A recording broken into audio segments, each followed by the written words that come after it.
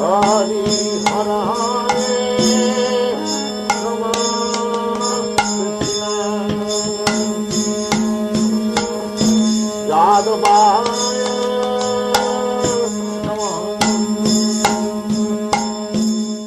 Namaste and welcome.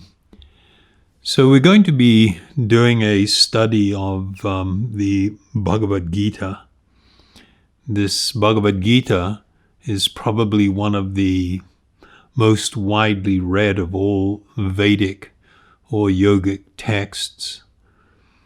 Even amongst the intellectuals in the Western world, for the past 100+ years at least, it's been widely read and studied. The book is comprised of 700 verses or shlokas.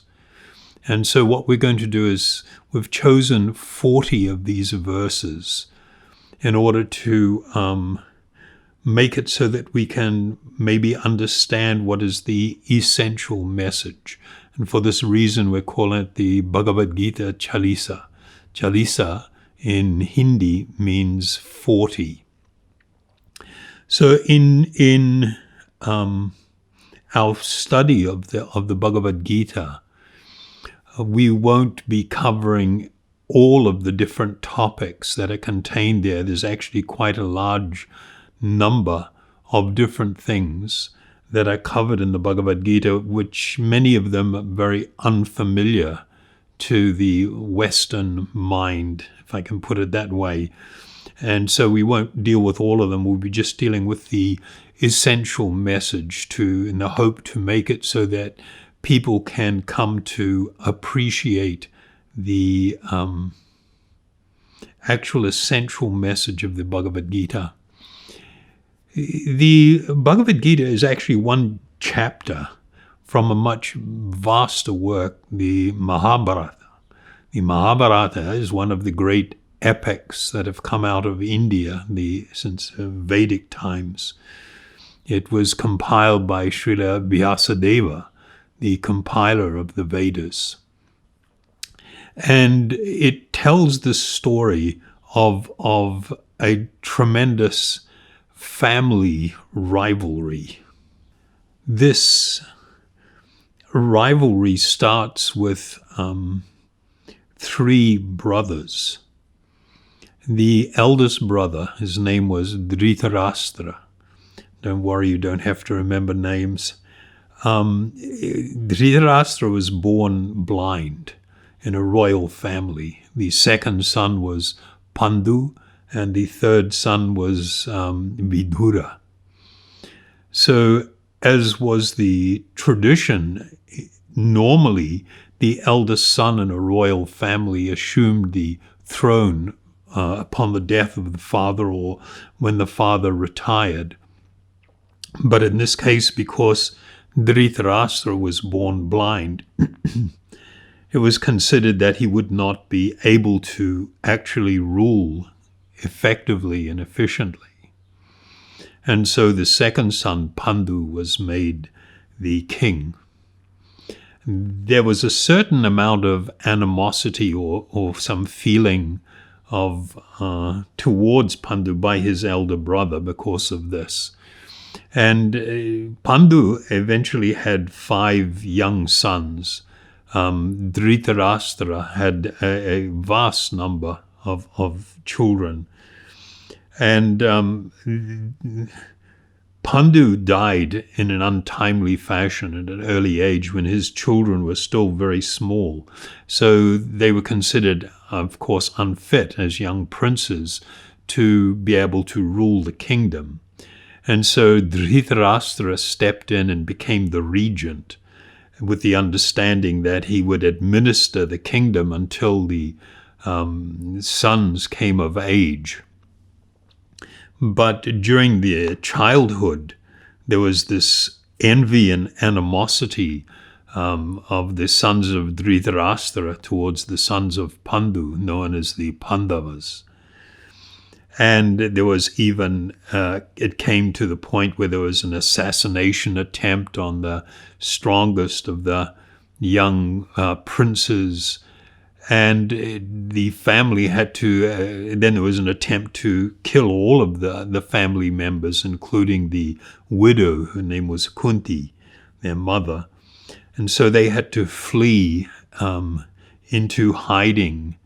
And they lived for many, many years in situations of tremendous difficulty and danger. It was absolutely heartbreaking to hear what happened. And they did resurface when the boys were already young men, and made a demand for the return of the kingdom. The sons of Dhritarashtra, headed by Duryodhana, did not like this idea. In fact, refused and insisted that the father not do this. But eventually there was a compromise, and part of the kingdom, which was considered a useless part, semi-desert area, was turned over to the Pandavas.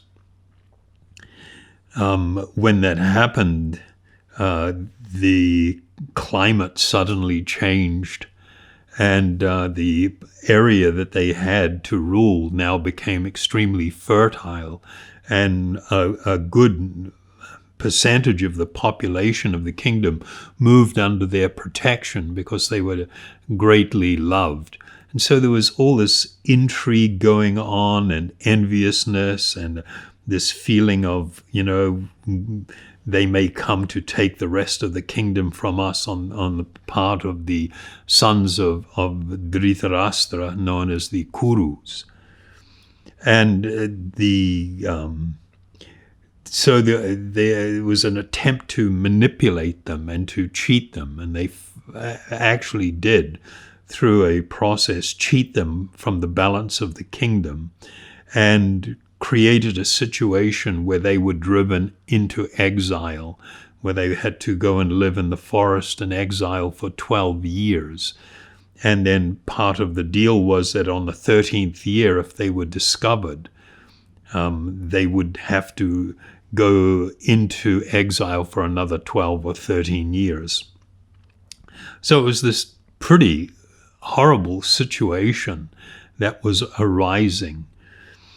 So when the brothers finally able to live incognito in the 13th year and now resurface to reclaim the kingdom, Duryodhana, the eldest son of Dhritarashtra, had rigidly refused to hand over anything.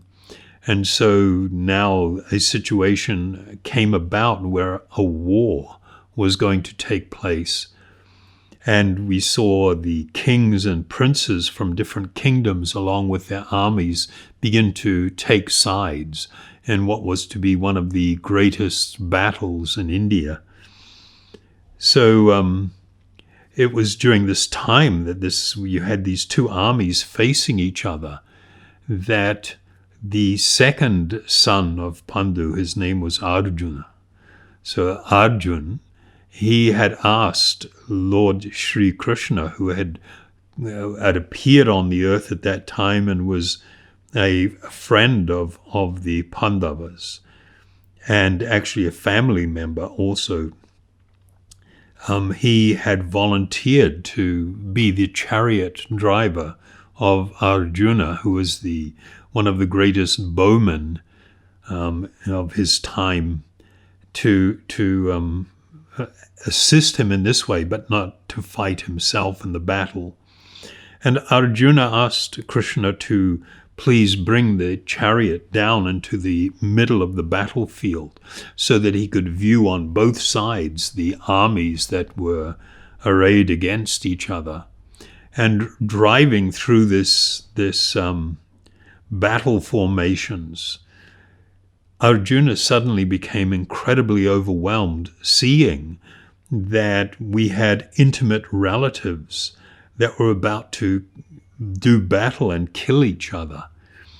And he became utterly overwhelmed by the situation and lost all his composure. And so we see in the Bhagavad Gita, in setting the scene, we have this situation where Arjuna says to Krishna, "Now I am confused about my duty and have lost all composure because of miserly weakness. In this condition, I am asking you to tell me for certain what is best for me. Now I am your disciple and a soul surrendered unto you. Please instruct me." So this is the backstory, if you like, of what was going on in the situation in the Bhagavad Gita. And so the Bhagavad Gita, this word Bhagavad Gita, Gita literally means song, and Bhagavat means of Bhagavan. So literally translated, it is this called the Song of God. The instructions that Sri Krishna was going to give to Arjuna were so extraordinary and covered a vast array of topics, but it was largely in response to Arjuna's confusion and his request, of what should he do. In this condition, I am asking you to tell me for certain what is best for me, not knowing what his duty should be in these circumstances. The Bhagavad Gita is being widely translated. There are so many translations around. And sometimes people, in looking at that, will see that some of them are presenting certain types of ideas, and other translations may be in parts offering a translation that is contradictory to some of the other ones. So what we need to understand is that in translating the Bhagavad Gita, many people will translate it through the lens of a particular philosophy or a particular school of thought or a personal worldview. One of the things we need to understand in the whole yoga system is that we all have the tendency to see the world and to see things through different lenses. These lenses are fundamentally states of consciousness, our state of consciousness.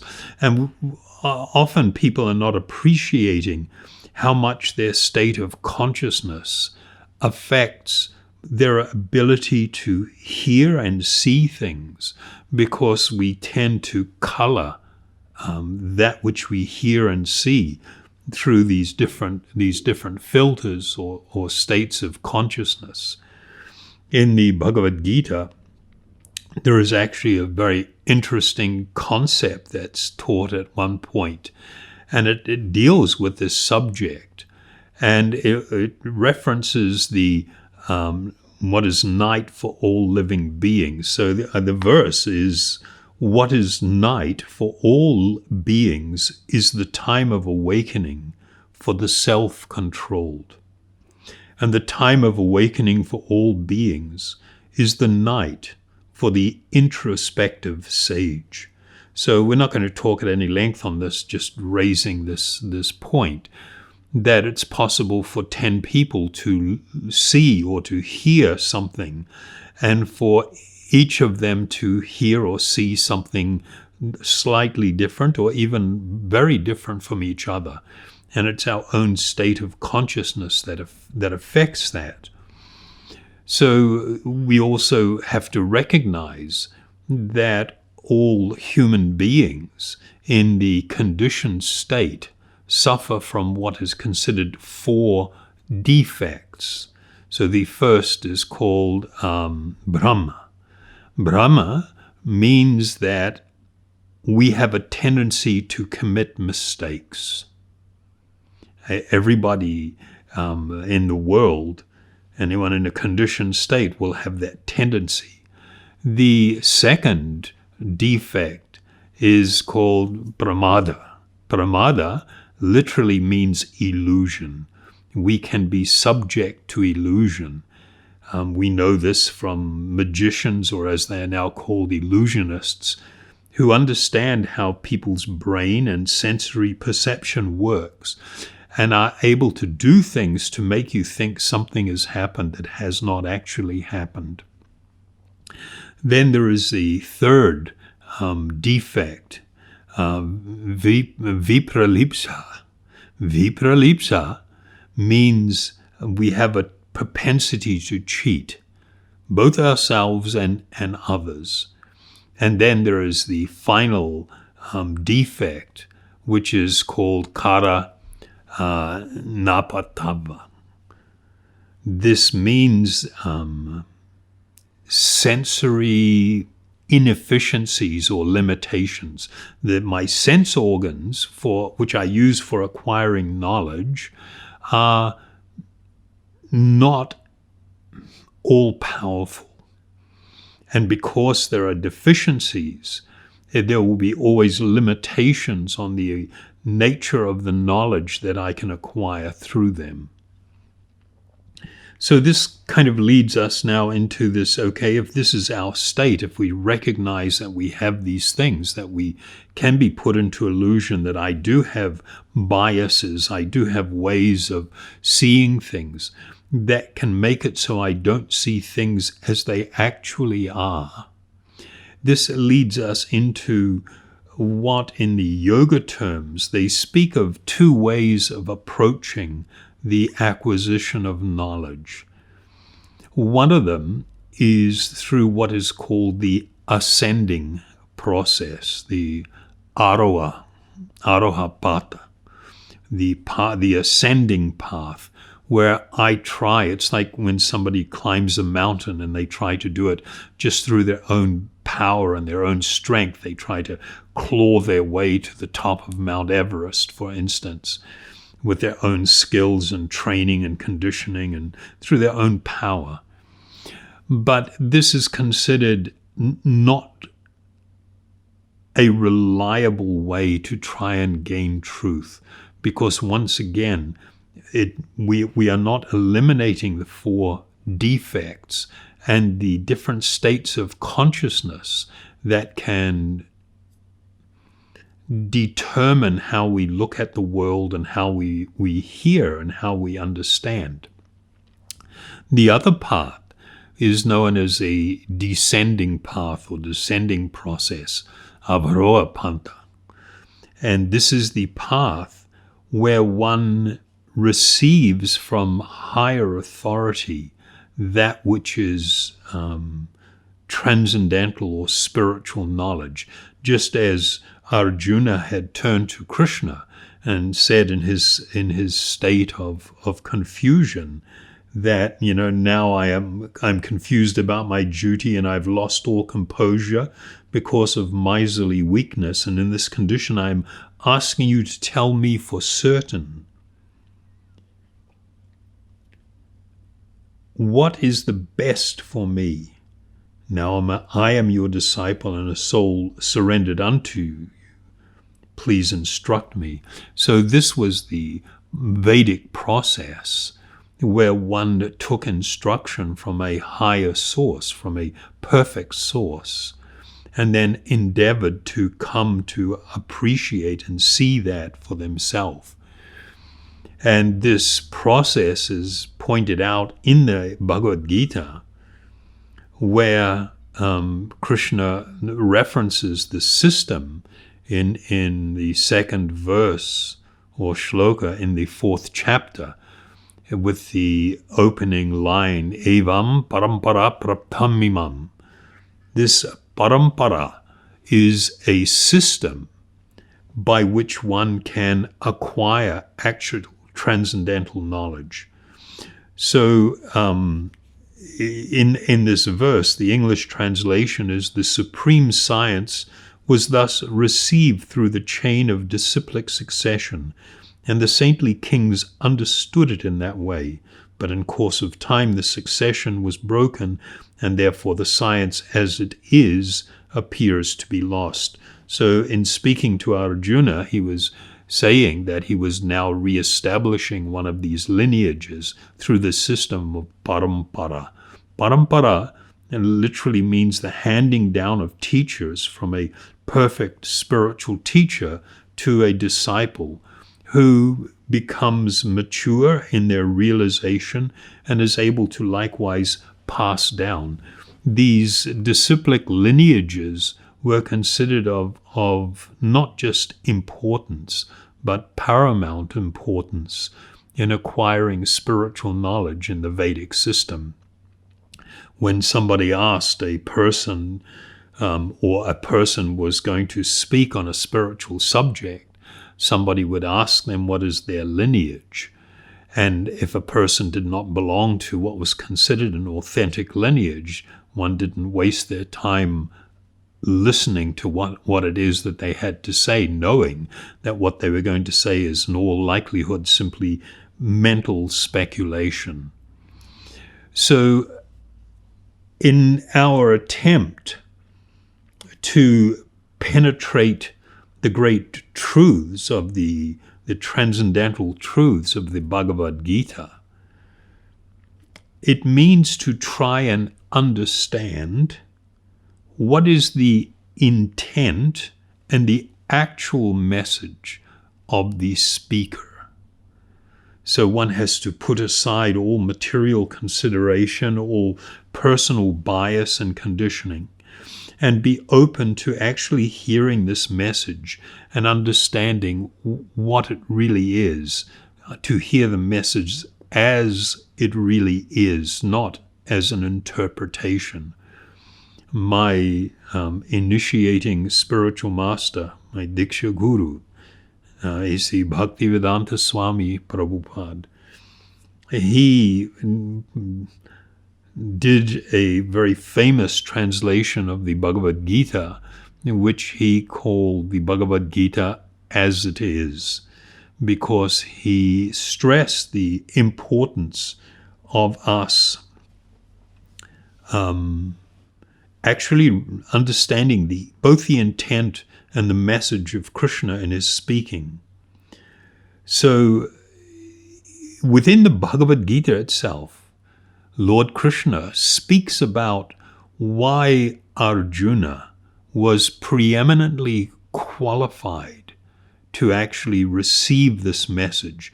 Receive the message doesn't mean just for it to fall on your ears, but to actually be able to understand what that message is and to be able to act on it.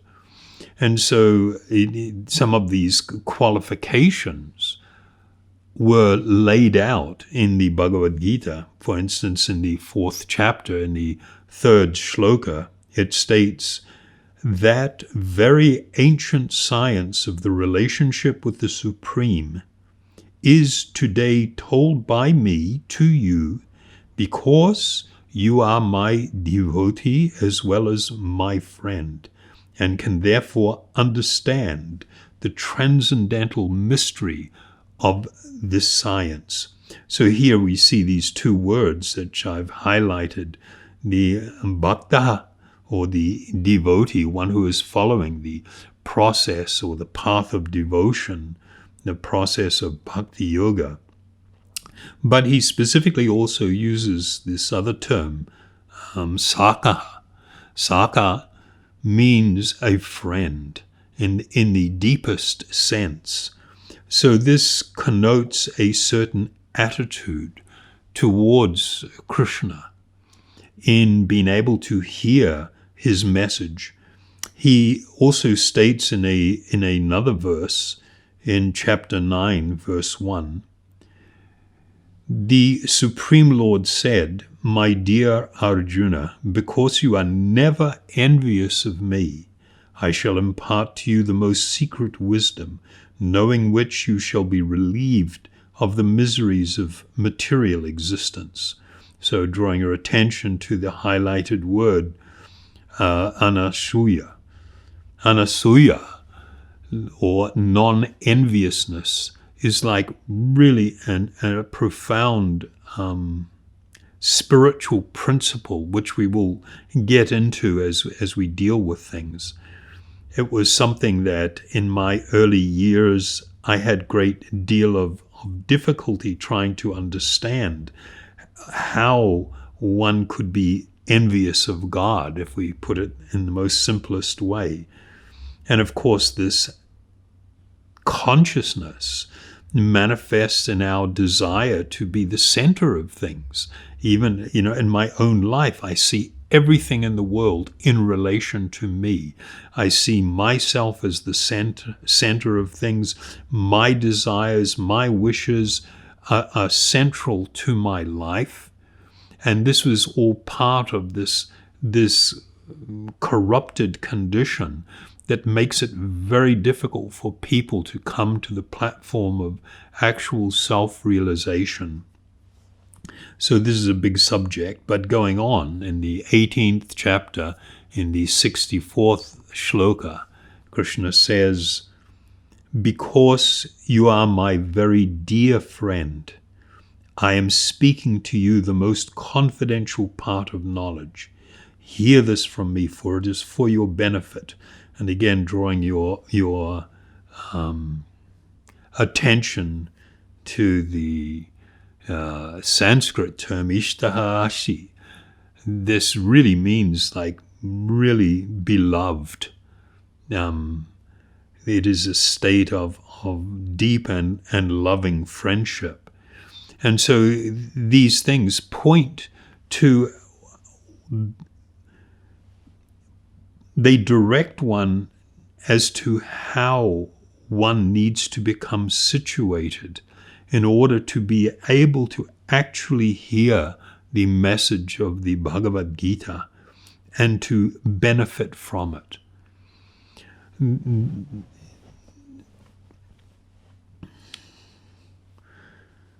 One of the realities with the Bhagavad Gita is that in studying it, it is unavoidable that a person will come to understand that this is a deeply devotional work. It cannot be accurately understood in any other way unless somebody is really stretching meaning, which people do. People like to render all types of fanciful interpretation to the Bhagavad Gita, to say it is just an analogy for something, it was something made up by someone. People don't actually accept the reality of this powerful, spiritually powerful instruction and the tremendous effect that it can have on our life. So in going through this work and these 40 verses that I've chosen and that we will deal with, I'm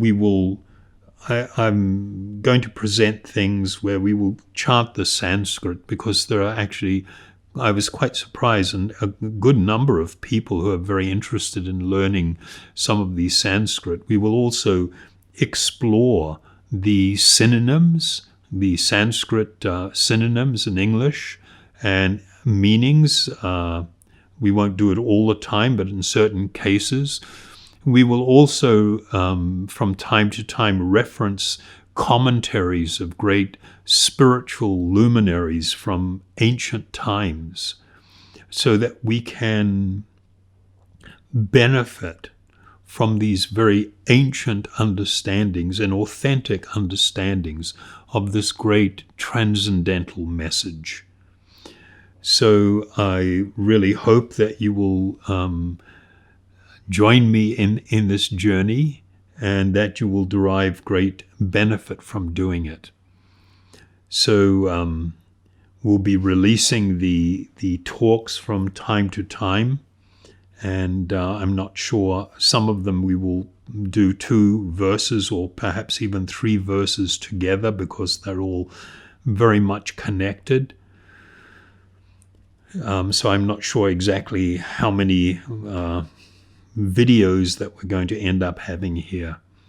But I hope that you enjoy this study. Before ending this introduction, I would ask you to allow me to offer my most humble obeisance to my spiritual teachers, to our lineage, to the significant spiritual personalities, to Bhagavan Sri Krishna himself, who is the speaker of the Bhagavad Gita. Om Ajnatmarandasya Ajnajana Salakaya Chaksuru Militan Yena Tasmai Sri Guruve Namaha.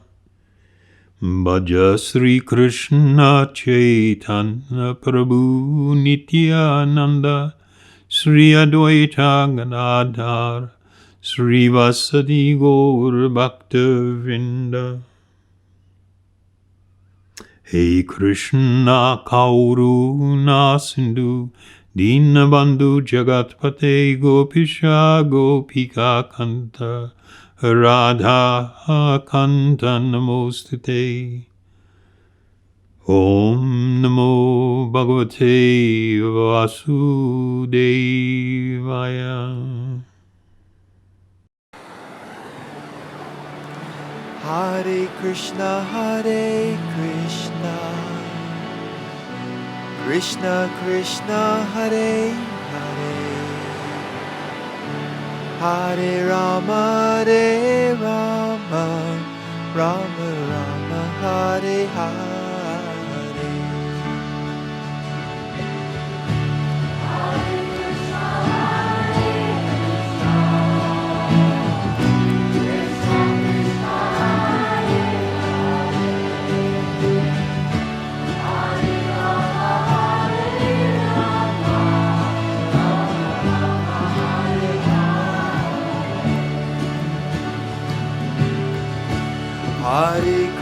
Hare Krishna,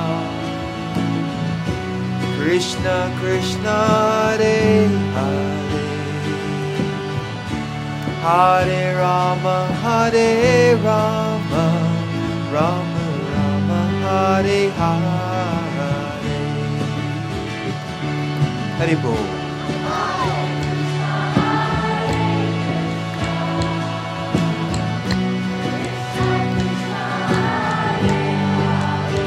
Krishna.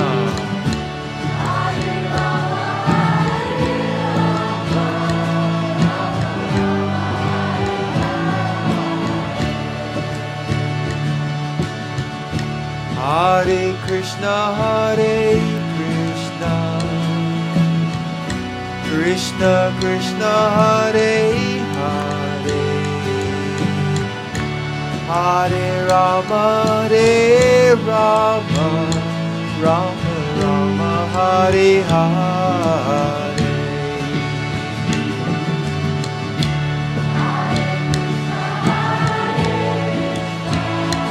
Krishna.